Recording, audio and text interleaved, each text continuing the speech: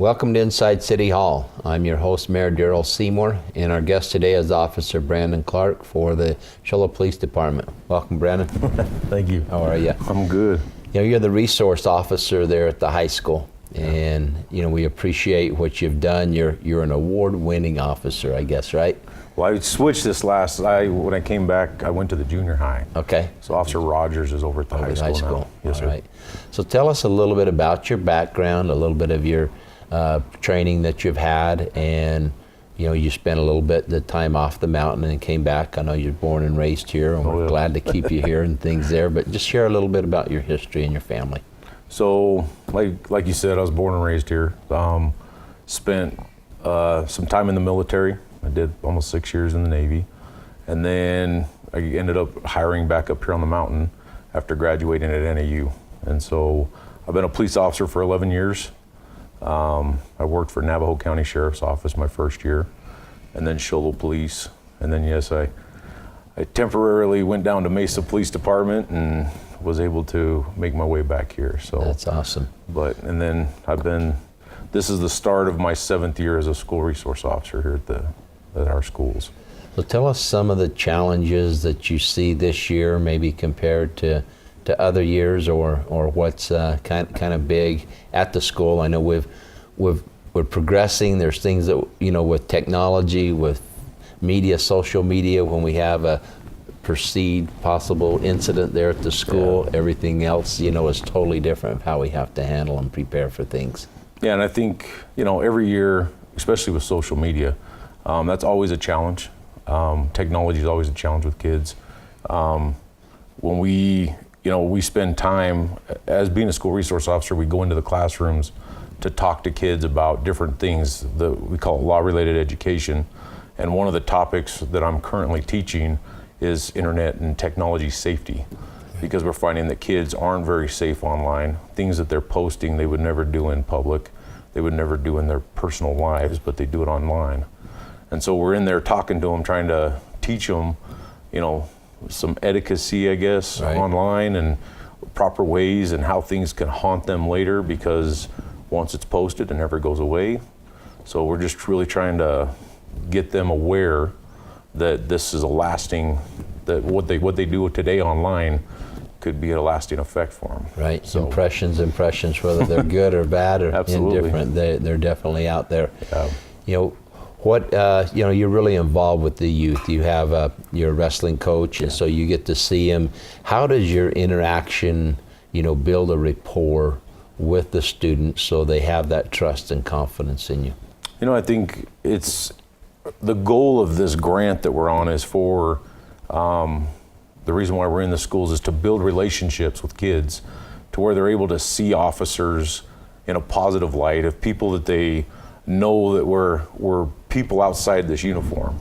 And so it's building relationships with them and being able to build that trust. You know, unfortunately in today's world, you know, the media doesn't portray officers in such a positive light some places. So, you know, and I think we really work to make sure that in our town we have a positive relationship with especially our kids. And so coaching, I mean, what better way? Some of my best relationships growing up were with my coaches. So, well, you know, and some of it is having the trust and confidence of the peers. One, that they will let you know if there is a problem, if somebody is doing, but at the same time, you don't want to violate their trust and confidence. And so it is a little bit touchy, but having more eyes and ears and the confidence that, you know, police officers are great people, and they do a very big role in our community, in our society, and we need to understand and be grateful for what they do. I mean, you guys are out at the forefront every day, you know, you're putting it all out there.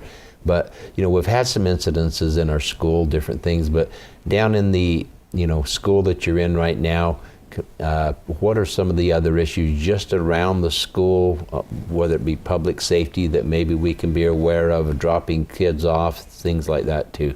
You know, one of the issues is always traffic, dropping kids off and picking up.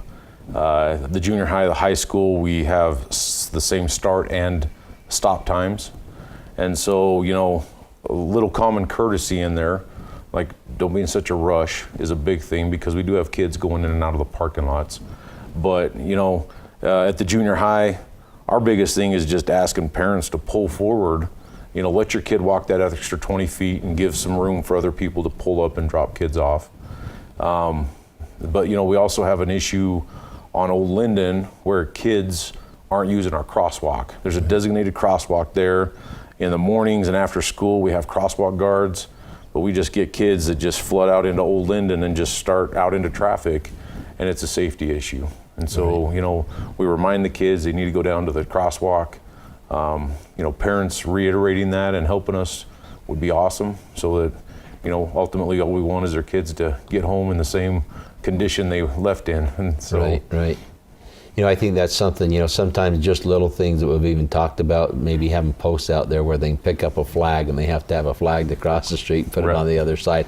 I know the school's really great to have a crossing guard and things there most of the time, but on occasion they're not there. Yeah. And the last thing we want to do is injure a life or have an incident with a vehicle pedestrian situation that we can avoid and all the time there. When you go in and talk with the youth today, a little bit about what are some of the hazards that are out there. We even have sex trafficking, we have drugs, we have abuse. What are some of the things that you're able to see or help or advise them as well in those areas? So normally with the schools, they'll take statistics, so they'll keep track of all the different problems we have through the school years or at a current time, and they'll identify if we're currently having problems, and then they come up with, they'll turn it to me and ask me to go into the classrooms and actually talk to them about it. Like I said, internet safety right now, I'm teaching that with the 7th graders. Drugs and alcohol is what I'm going to be going in and talking to 8th graders about. We're going to talk about the effects of it, what it actually does to you, so that they get, I guess, scientifically proven evidence or information instead of what somebody else might just be telling them. Right. So we want to make sure that they're informed. So it's good that way that we work hand in hand with the schools and we're able to go in there and really talk to them. And so what's awesome is that you develop that trust and they really open up to you and they'll actually ask really meaningful questions and they really want to know. And so I know there've been a few times where you've even invited the parents over to have a parent parent relationship as well, so they're being taught, because a lot of times it's just not informing the children, it's also informing the parents of what they need to be looking for as well. Yeah, we like to host events in the evening. It's hard, and we understand everybody works and stuff, but we bring people in that talk about current drug trends, things that are out there that we just want parents to make sure that they're aware of. There's things that we'll start seeing or we hear about that parents should be aware of. Right. And so, sometimes they're not aware of that stuff, and we just want them to be alert to those indicators, so that they can get the help that their kids might need if they find their way down that path. It's a real benefit to have you in the schools as well as the other officer there at the Officer Rogers there in the high school. But how is that possible? We have a grant, right? Would you kind of explain how that grant works and we have to reapply for it and things? So it's a Safe Schools grant. It's through the state of Arizona, the Legal Foundation, Arizona Legal Foundation. They actually, you compete every 3 years. So the school district writes a grant and they identify our problems, how we're going to implement it, how we're going to combat it, how the city and the police and all our working relationships, how those things work.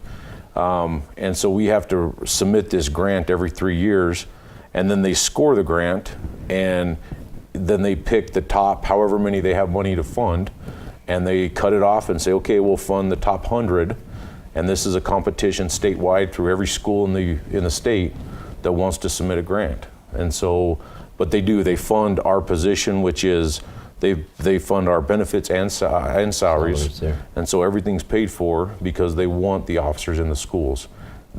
Statistically, the statistics prove that it's beneficial, and we have a great relationship with the school district, and we've been there for years, and so we really want to keep it. So like this year especially, we send them home every year, but there'll be surveys that'll come home to parents, and we want their honest feedback. And it'll ask them things about school safety and how they feel about their kids and do they feel they're safe and different issues that they may see. And so, you know, we asked that, especially this year, because we need that information to be able to apply for this grant, we're going to be really asking parents to make sure that they return those to us. Oh, that's neat. So you work there with the youth, you're qualified to be there. What are some of the other trainings that you have above other police officers, not necessarily because of your position, but maybe it is, or that you've just had extra training in doing? So one of them is currently at Show Police Department, I'm what's known as a drug recognition expert. So what that means is I've had extensive training on how the body reacts to drugs and the different drug categories. And so any type of drug DUI out in town, I get called out to do those drug evaluations. But it also helps in the school because you get to recognize those things amongst possibly the kids. Mm-hmm. And you know, at that level, it's more about getting them help and assistance than it is like an enforcement type thing. That's great. As long as they don't possess it on campus. So, but then I've had all the accidents, so I'm considered an accident reconstructionist. So any major injury or fatal accidents, I get called out to those scenes too, to be able to help work those. Well, that's fantastic. You know, and you care about our schools. You're involved there, your life's there, your personal life. You have children that go to our schools, and I think it's great that you have that opportunity to be there and to be present for our community. And, you know, I just really appreciate what you do. I think it's a fantastic job that you do. It's interesting and it's exciting, and you do it very well. Well, thank you. Know, some of the great things you've done. Well, I appreciate you being with us today. Thanks for having me. Thank you. Stay tuned for the next segment of Inside City Hall. For our next guest will be Bill Koop, Public Works Director for the City of Show Low, talking about the CIP.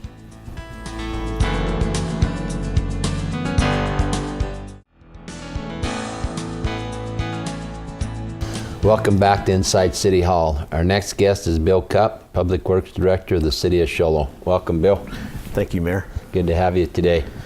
You know, sometimes we always look at what's going on around the city, and did we just all of a sudden come up that we're going to do this today or we're going to do that? But we have what's called our capital improvements projects, a district that but projects that we form and committees that we work on to make sure that we know what we have going forward. And we do that for a 5-year period. Why don't you just share with us how that process kind of evolves and how many well, you don't know the exact number of projects we have, but tell us a little bit about that. Okay, our capital improvement program is part of our city code. Council approves a 5-year plan. And really it's a tool that we use for planning our expenditures, looking at what our needs are now and in the future, looking at what our citizens are interested in, and give them an opportunity to provide us input, and then we put together a 5-year capital improvement plan. The plan, it's not necessarily a wish list, but it has many projects in there, and every year there are many more projects than we can actually fund. So we have a committee that puts together the plan, and then also we prioritize those projects, and really the final word on the projects is the city council. When staff is putting together the budget, we meet with council and we talk to council about those projects that we think are the most important, and then the council makes their decision on that. So if a citizen has an idea or has a wish list or something they'd like to see done, is there a process for them to get involved in this as well? Yes, there is. We have, it's a project request form. It's available at City Hall. I believe it's on our website, and also we will be putting that out in a mailer here in the near future, either a utility bill or a separate mailing. We like to see those come back by the end of October. That gives us time for our committee to consider those projects. If a new project comes in as a request from a citizen, typically it goes in the 5th year of the CIP, which means this CIP that we're currently getting ready to start is the 2018 to the 2022. So those projects would be most likely would go in the 5th year of that CIP. And the other thing on capital projects, just so people understand, a capital project is, by the city's definition, is a project with a value of $50,000 or more. So there are larger projects that we do. And many times they take a lot of planning to get the money funded for, because in our budget we work for that going forward. If we see that we have a CIP project that's maybe $1 million or $500,000 or something, 5 years from now, we know we have to start working our budget towards to make room to make that happen. Absolutely. And a lot of times that involves the council directing staff to save money for those projects too, which is a very good idea, because that way we're not going into any debt to fund these projects. Yeah. You know, it's kind of fun. I've had people call me up before and say, when's this street on such and such ever going to be fixed? Or this one's got a lot needs some help. And I can pull that out and look through it a little bit and say, well, in 2017 or 2019, we have something on the books that potentially, and even that, it isn't a definite, because it's a plan, it's a guide, and with anything that can be altered a little bit back and forth. That's true. And the amount of money we spend on capital projects obviously depends on the budget process, but it also depends on some larger projects as well. Take, for instance, the recently completed wastewater treatment plant.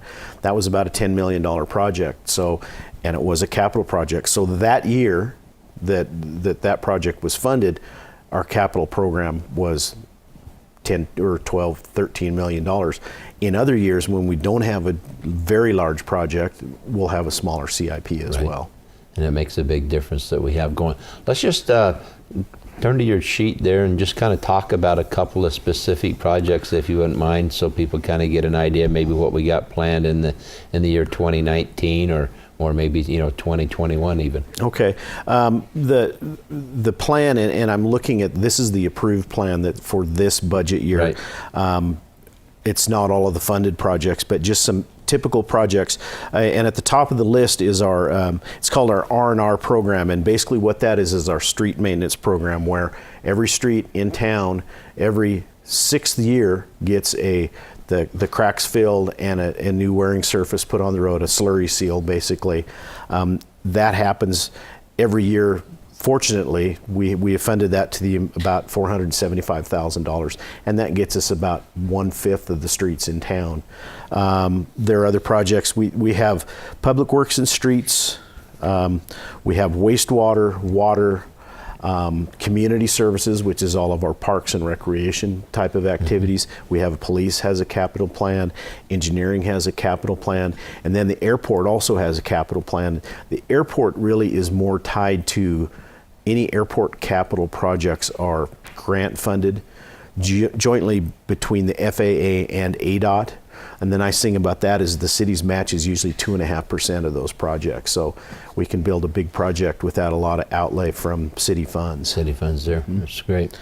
Some other projects that we might look at, I mentioned earlier, we had the wastewater treatment plant project that was recently funded. We have some other, another project that was funded this year is we're upsizing a sewer main from basically up Whipple Wash from McNeil to Owens. We're going from an 8-inch to a 15-inch sewer. That is a master plan project. Probably 10, 12 years ago, we had a consultant come in and do a wastewater master plan, and he identified places where the size of the pipes either are inadequate now or will be at future build out. So we're trying to work ahead and make sure that we meet our needs for the future on those too. That's great. You know, it's amazing. It takes a lot just to keep the city going as behind the scenes, things that you don't realize that if we don't do this now, 10 years from now, we're going to have issues and problems. And one of the greatest things is to be able to turn that faucet on and flush that toilet. I mean, those are some things we always have to be focused on and worried about. And we certainly take that for granted. We do, but there is a lot of work times. behind the scenes that happens. A lot of those things that happen. Let's say we have our new public safety building that we have. Is that part of a capital project as well? Absolutely, and that project had been in the planning for a number of years. We had actually had an opportunity with purchase of the car dealership building. So that project actually, I think, advanced in the CIP about 1 year. And it had to do with taking advantage of an opportunity that came up. So because you're planning and you have ideas, it gives you that opportunity sometimes to juggle that. And sometimes, unfortunately, sometimes projects get moved back because maybe we have to make room for something that is an urgency or maybe something that it accelerated its need to be able to happen and things that way as well. Right. And we try to continue our priorities. In other words, if there was a project for this budget year, the 2016-2017 budget year, that didn't get funded, that goes to the top of the priority list for the following capital year. So we try to keep our priorities in place. So if a project's been waiting in the queue for 5 years and it doesn't get funded, it gets higher priority the following year. And that's fantastic. Anything else concerning the CIP you want to share with today? I think what I would like to say is we value our citizens' input. They have a lot of good ideas for projects. They understand what's going on in their neighborhoods or in their lives, certainly better than we do. And any help that we can get from folks, we appreciate. It's really valuable input for us to understand what the citizens' priorities are. So I hope folks will take part by submitting a project request form. No, that's fantastic. So it's always part of our open budget, and it's always part of the CIP committee that meets together. They'll entertain those ideas and thoughts. So Absolutely. Appreciate it. Well, great. Well, thanks so much for being with us today. I appreciate your time. Thank you, I know Mayor. you're busy. Thank you for joining us on Inside City Hall today. We hope you have a great day.